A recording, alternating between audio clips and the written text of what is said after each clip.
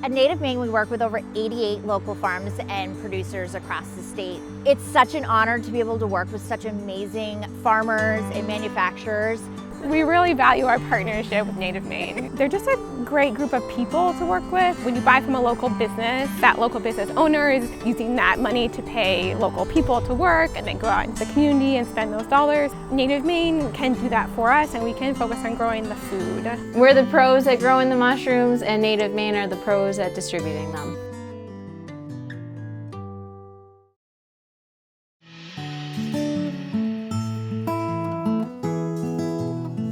Hi everyone, and welcome back to Plate the State. We hope that you enjoyed meeting Ken and learning about his farm as much as we did. We are now back in the beautiful Hancock Lumber Kitchen Design Showroom in Kennebunk, and let's go see what Chef Josh is going to do with that venison. Wasn't that awesome up at the farm? That was incredible. I'm really happy we got to spend the day with him. Right? Yeah. I mean, Ken, so educational. I mean, I've been cooking for over 20 years, and he taught me so much of what he does and the animals there and the girls.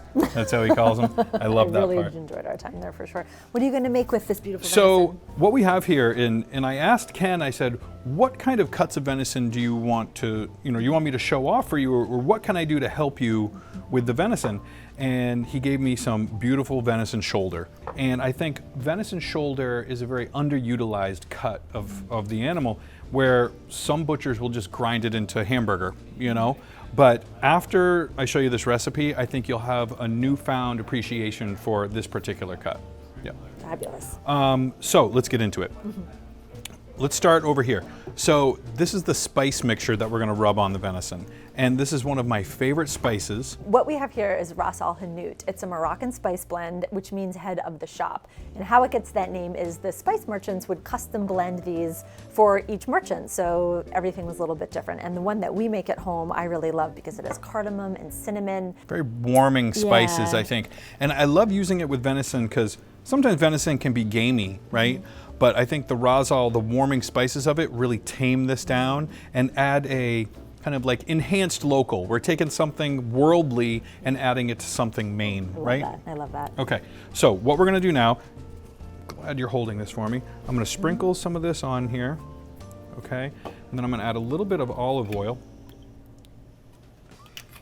And then bring this over, add a little bit more. We're gonna kind of just massage that into all the little nooks and crannies. Now, shoulder is a very tough piece of meat. We can't just cut slices of this and sear it up. It would be kind of chewy and very tough. So this will lend itself to long, slow cooking methods, okay? We're gonna actually cook this similar to un papillote, right? Which would be cooking in parchment and served in that. Cooking in a parchment bag is nothing new, but I think a lot of people utilize this for cooking turkeys in for Thanksgiving. Those big turkey bags, you see them, I think Reynolds Plastic Wrap has these made. I love cooking in this because all of the moisture that's in the ingredients and in the venison are gonna be trapped in there. And so it's really gonna cook itself with all of the natural juices that are in there. So I'm gonna put the venison in here, and then we have some other ingredients. Maggie, why don't you tell us what we have there? And because the Ras el Hanout has a lot of warmth and spice to it, we want to balance that with some lovely sweet fruits. And because it's winter time, we're going to go with cherries, apricots, dates, and dried plums. And then we have some more aromatics here. So again, playing off that, we have some ginger along with the garlic and onion. Oh, perfect.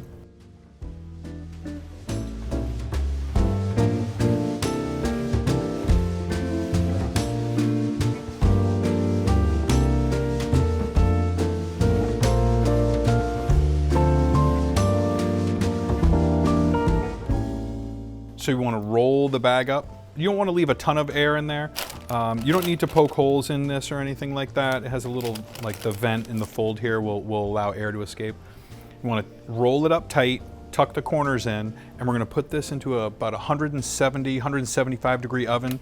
This is about a 3-pound, 2.5, 3-pound roast. It's going to take around 5 or 6 hours. Okay, very low and slow. Ken would love that. And while that is cooking, Josh and I are going to show you a few more venison recipes, including a venison bacon burger, and I'm going to show you how to dehydrate jerky that makes an awesome snack for these long, cold days.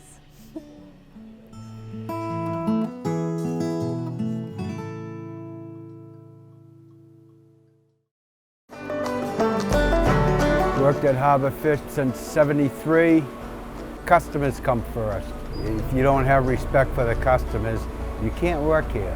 Where else can they go and go up to a window and watch a full crew cutting fish in-house, skinning it, packing it, ready for retail?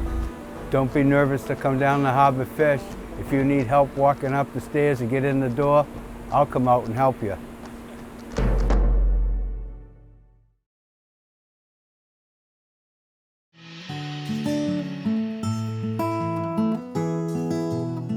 Hi, welcome back. So we've had that venison shoulder cooking for about 5 hours now. Let's see what we got. So this bag, again, traps in all of that moisture. See if you can see inside there. Now, the amount of sugar that was in those dry fruits caramelized really well. So as you can see, look at this. It is like fork tender now. Look at that. Oh, this is perfect. So I have a casserole here full of some Moroccan couscous. I'm gonna take that venison, if I can get it out in one piece. It's so fork tender. Put that in there.